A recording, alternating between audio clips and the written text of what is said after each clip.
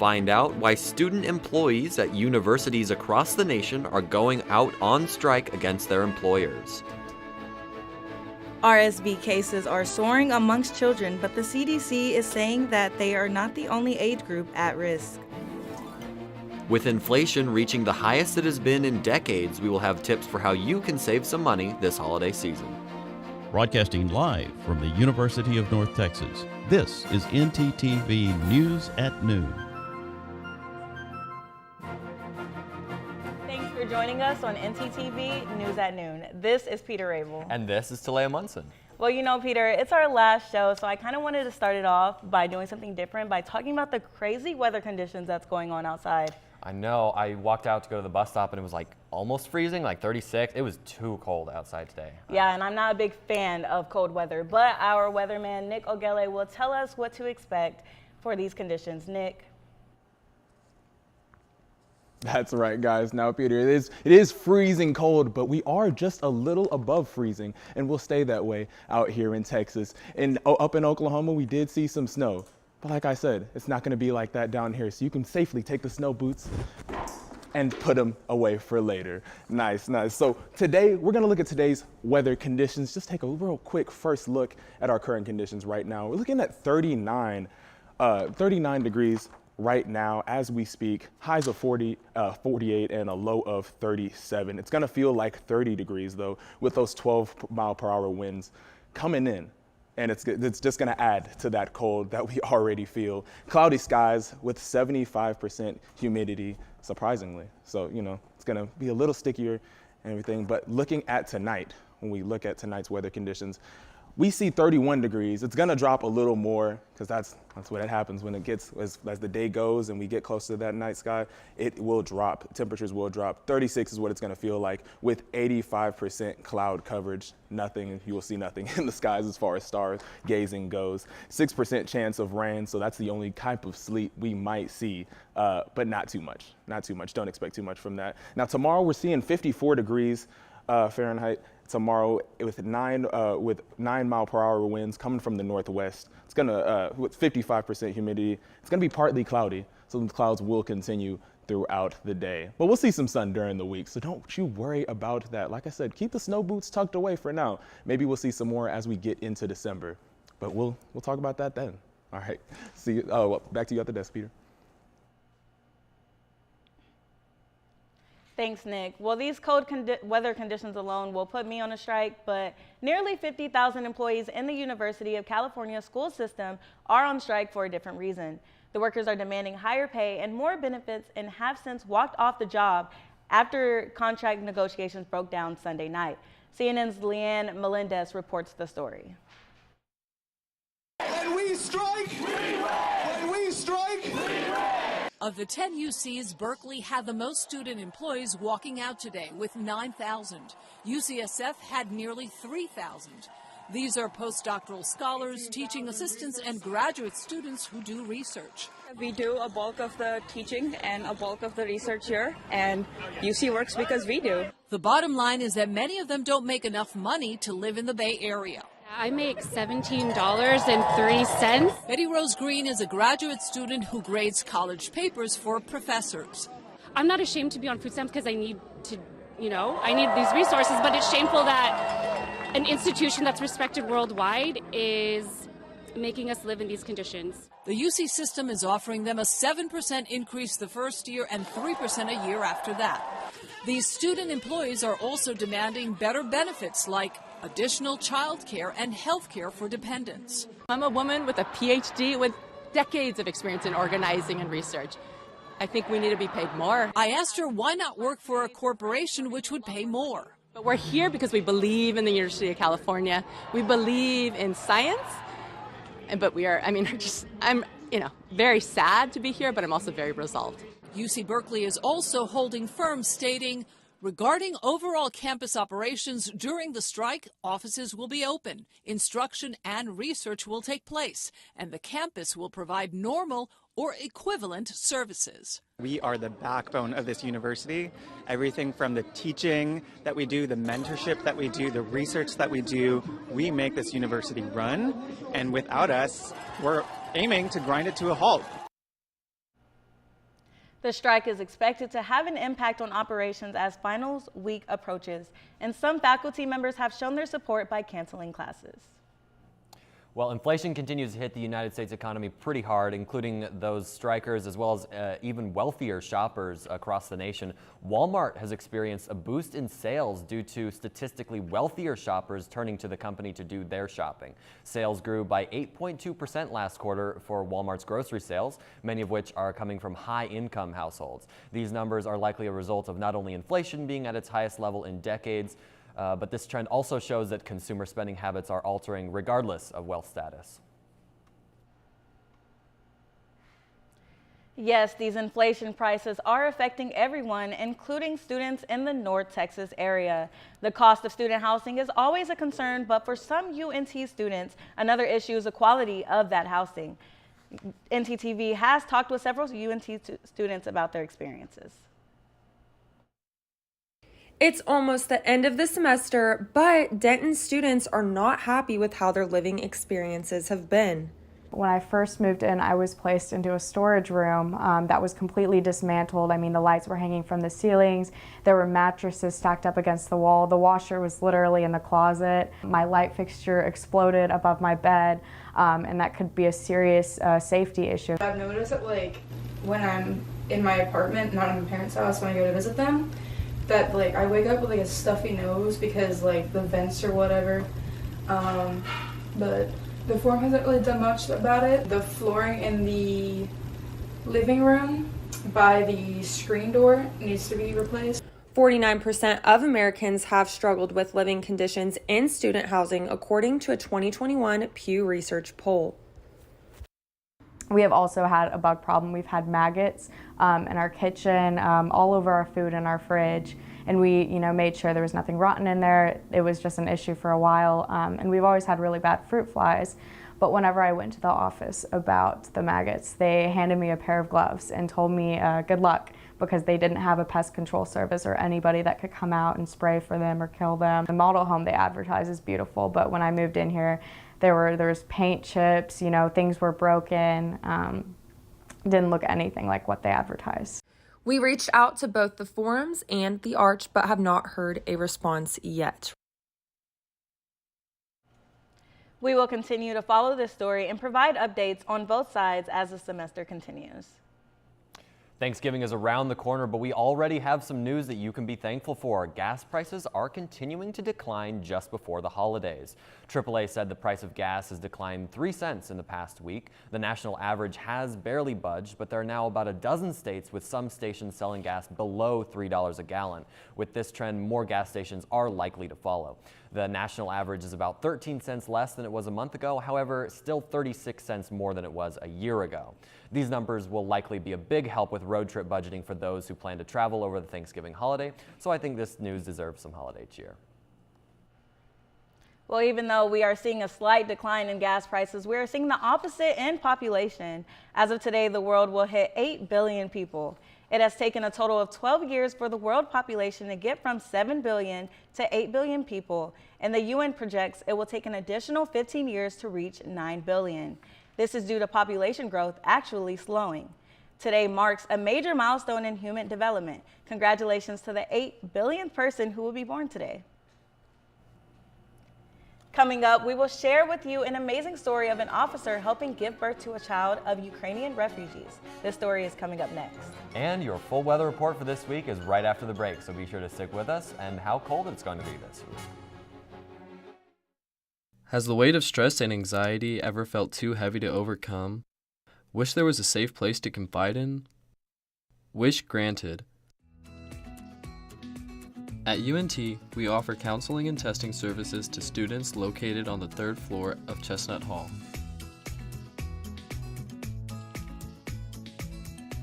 UNT, we're here for you.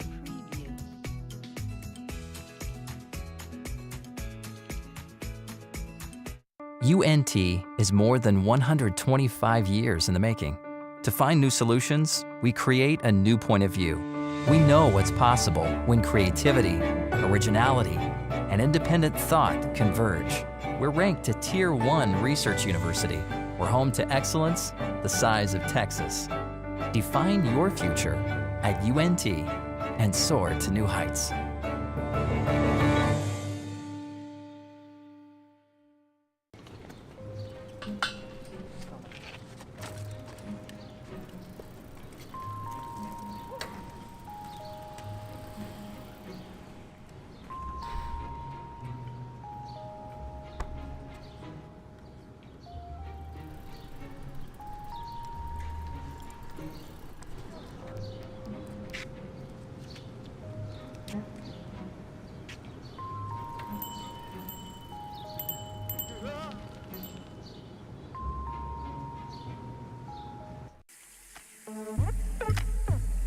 Hey, listen to my flow to save some H2O.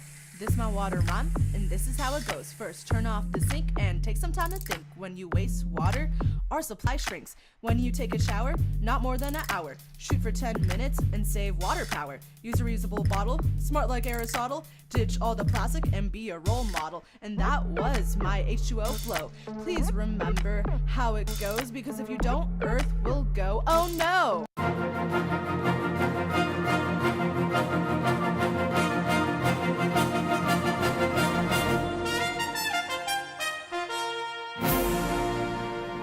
Welcome back to ntTV News at Noon. Last month, a Cleveland police officer was called to what she thought would be a routine medical visit. Instead, she assisted in the delivery of a newborn baby. Now, the city honors her decisive actions. Officer Lauren Brooks honored in front of a packed Medina City Council meeting for her heroic October 21st emergency delivery of baby Estella, delivering the child in the foyer of this Medina home. It was so unexpected. I was not anticipating that at all. I thought it was just going to be a normal medic call that we go to. Baby Estella's parents, Diana and Tima Bohomko, escaped Ukraine to the United States in September and were staying at the Medina home of family relative Lilia Teneninka as they searched for a new apartment. When baby Estella decided she wanted to make an earlier than expected entrance into the world. We were trying to get her to the hospital. She got to the car and she's like, this is not going to happen. Like, I need to go back. I'm having a baby. Lilia says she dialed 911 and said it was a blessing that Officer Brooks pulled up to deliver baby Estella in her home in a matter of minutes, reassuring Diana and Tima every step of the way, even though the couple doesn't speak any English, telling them, now everything will be fine, everything will be perfect, because everything was happening so fast. Make sure that the baby was healthy and mama was still healthy. It was a really incredible experience, definitely once in a lifetime. Her professionalism, her calmness that she exhibited throughout this stressful situation. Medina Police Chief Ed Kinney says Officer Brooks capitalized on the cross-training all of his officers receive on an annual basis. We have a very collaborative relationship with our EMS services and our fire department. All of our officers are first responders, so they train quite often. And finally, this growing Medina family shares its true appreciation for Officer Lauren Brooks, something they say they will remember for a lifetime. We're so thankful for Officer Brooks. She was such a blessing to us. An amazing story. We at ntTV wish baby Estella and her family the best of health. Well, in other health-related cases, RSV cases across the country have continued to climb over the fall as the U.S. heads into its flu season. According to the country's Centers for Disease Control and Prevention, 6 out of every 100,000 seniors aged 65 or older have been hospitalized with RSV. While still low, this number is almost 10 times higher than it was before the COVID-19 pandemic. Currently, there is no clear answer to the reason for this change, but RSV researchers say the relaxation of COVID-19 health protocol may be part of the explanation. Current estimates show that about 150,000 adults are hospitalized with RSV every year. In COVID-related news, the Biden administration is seeking congressional approval for $10 billion to continue funding its COVID-19 response. The request was made following an unfulfilled request for $22 billion earlier this year. The money is intended to go toward research, treatments, and development of an improved vaccine for the virus. While COVID cases have generally stabilized across the country, experts worry that subvariants could create new surges of COVID infections. Congress remains in a lame duck session following the midterm elections as the holidays approach, so how the request will be handled remains to be seen. Peter, it seems like COVID is working overtime, just like my space heater is working overtime because it is so cold in the studio, it's cold outside. I just don't know what to expect. I know. My roommates turned on the heater for the first time in our apartment and the smoke detector went off immediately. So that was how I spent my evening last night. But am I going to need the heater for the rest of the week? I don't know, but I know who does. Our weather anchor, Nick O'Galley. Nick? That's right, guys. People are calling it a little crazy weather we have here in Texas because of how fast we've dipped into the 30s now. Now, I know Texas isn't known for its snow, but we actually have gotten a trace of snow. That's even one snowflake is considered a trace of snow. But we had that trace of snow every year since 1898. So keep that in mind when next time you say Texas isn't a place where snow exists. Our average month where we get snow is January, our snowiest month is in February, but January 14th is when you can look for snow because that's the average time we usually get it, with about 1.5 inches every year. And that's total, that's in total, not at a time, so don't get too excited. But let's look at our weather across North Texas. We do have 39 degrees in Denton, 38 in McKinney, 37 in Sherman, and 36 in Gainesville as well. We are dipping into the 30s everywhere around here, except for when you get to Dallas, Fort Worth, and Sulphur Springs, which lies around 40 and 41 degrees, with 39 in Paris and 40 in Stevensville as well. Now I step back and look into across the state.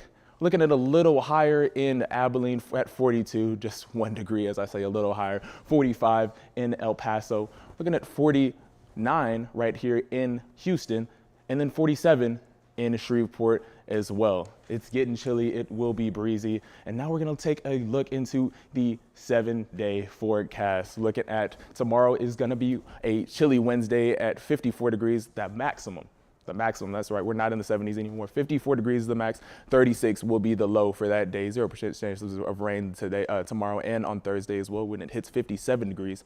34 is the low for that day as well. It's gonna get cloudy on Friday with 50 degrees, lows of 36.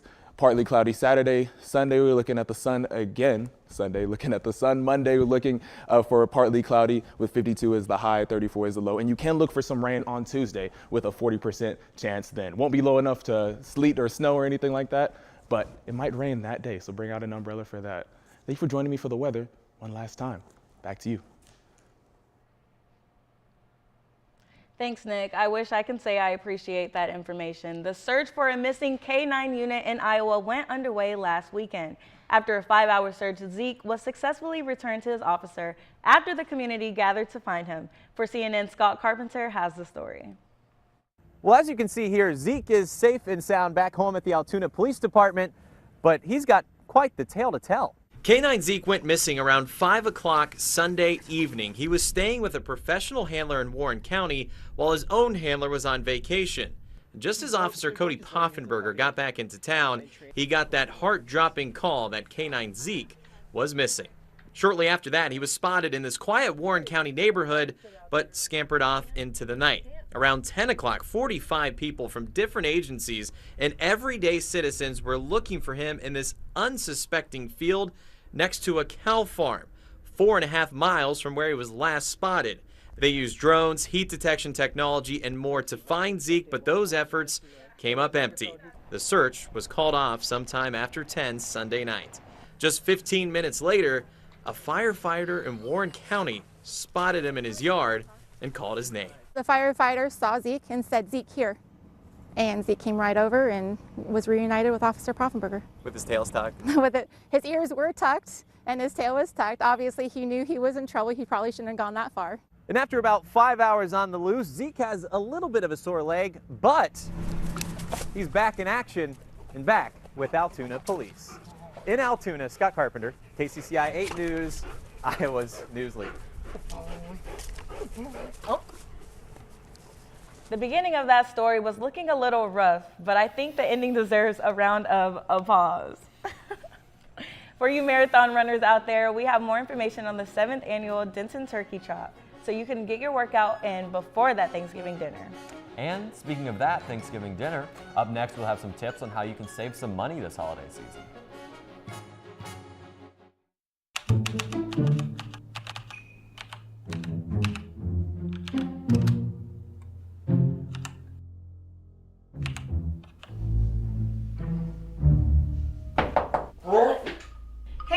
Are you okay in there? You look terrible. Have you been up all night? Don't you know that according to the American Academy of Sleep Medicine, staying up all night can have a negative effect on your GPA? Sleep. Yeah, go to bed.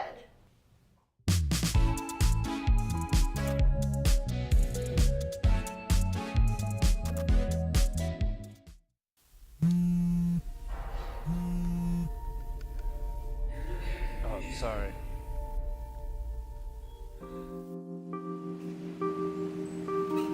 Oh, sorry, man. Oh, sorry.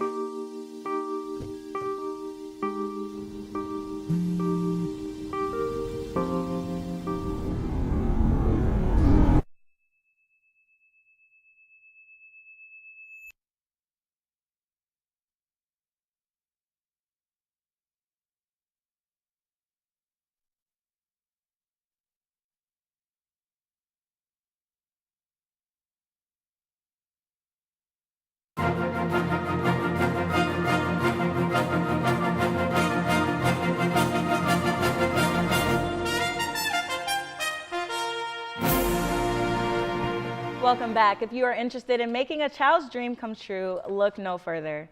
The United States Postal Service is looking for volunteers to help look through letters children have written to Santa. All that the volunteer needs to do is choose a letter that they like and purchase the gift for the child to send to them anonymously. This Postal Service program has been around for more than 100 years. Anyone that would like to register must go through USPSOperationSanta.com.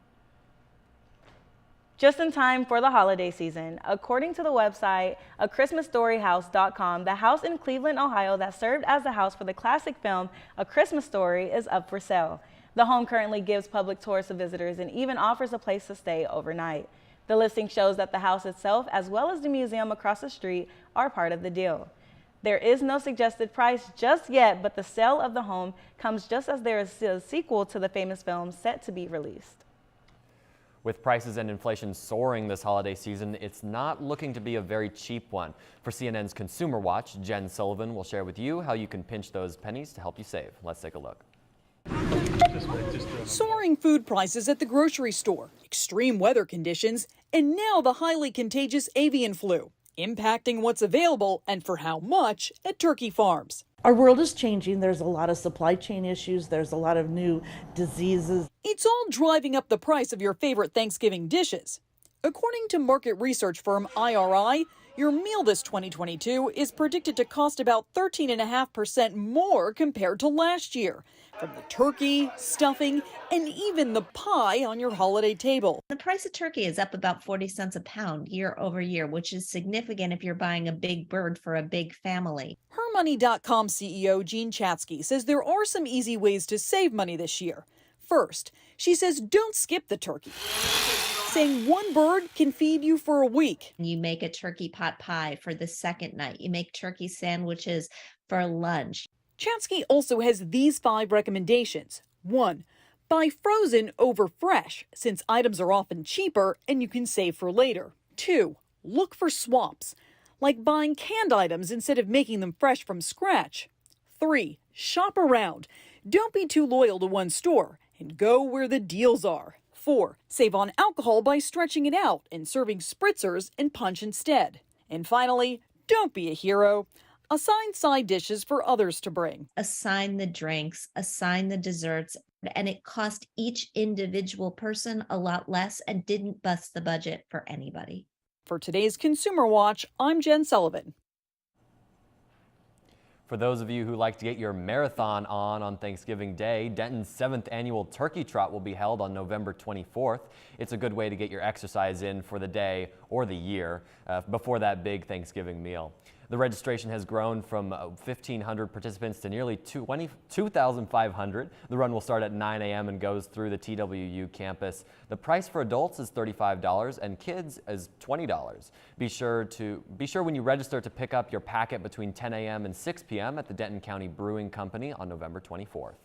The trot is also collecting canned goods for the Denton Community Food Center. Donators will receive a raffle ticket to win a gift basket, so be sure and get your Turkey Trot on. Well, that sounds like fun. You get to work out and you get a gift basket. That sounds like a win. Kind of what the Cowboys and Eagles fans are not feeling this week after Sunday's game. Yeah, I have heard a lot of rough things about the Cowboys as of this past week, but I don't really know what happened. But I think I know who does. Our sports anchor, Omar Martinez. Omar? The Cowboys may have lost, but fans took a dub last night as the rival Philadelphia Eagles took their first loss of the season. Stay after the break for more.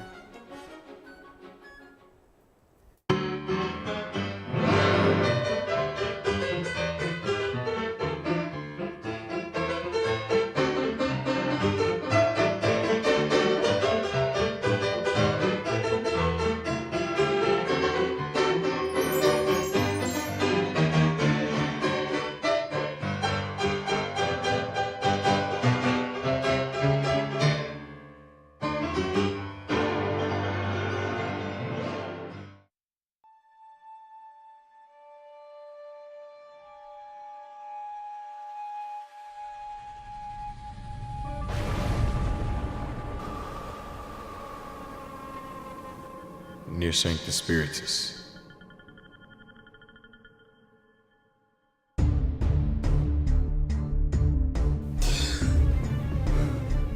I've got a good feeling about this one.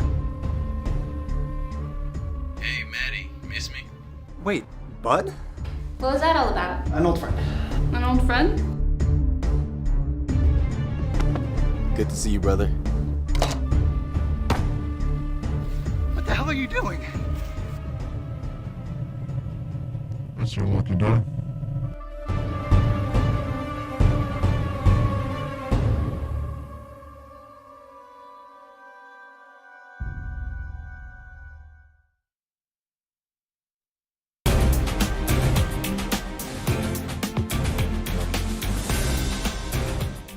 Eight 0 no more. The Eagles' undefeated season came to an end after losing 32-21 to the Washington Commanders yesterday night. The Eagles, down 5 late in the fourth, had a chance to get the ball back with 1 minute and 40 seconds left, but a late hit by Brandon Graham on Taylor Heineke gave the Commanders a fresh set of downs and the win. Heineke was seen all iced up on the team's plane as the Commanders celebrate their 5th win of the season. After 4 years, the World Cup is finally kicking off this Sunday in Doha, Qatar. The U.S. soccer team will face off against Wales next Monday at 1 p.m., and they will be the youngest team in the tournament. But aside from showcasing their young talent, the U.S. soccer team is also showcasing their support for the LGBTQ community as they redesign their crest to incorporate the rainbow flag. The new splash of color will be seen all throughout the team's training facilities and branding. This is a huge statement given Qatar's attitude towards homosexuality. As of right now, it is still illegal to be openly gay in Qatar. UNT has some famous alumni: Stone Cold Austin, Mean Joe Green, and Dr. Phil, but none got a bigger bag than the mattress salesman that lives down in H-Town. Astro superfan Jim McInville, better known as Mattress Mac, placed a total of $10 million in bets at various sports bookmakers for the Astros to win the World Series. As most of you know, the Astros took care of business and Mattress Mac took home $75 million. This is not only a huge win for Mac, but also for Houston fans who spent $3,000 at one of his furniture stores, as they now get double their money back. That is all for the sports world. Back to the desk.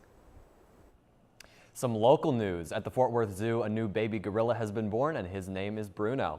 The zoo announced that the baby was born on November 6th to its parents, Gracie and Elmo. He came in at around 4.5 pounds, which is normal for baby gorilla newborns.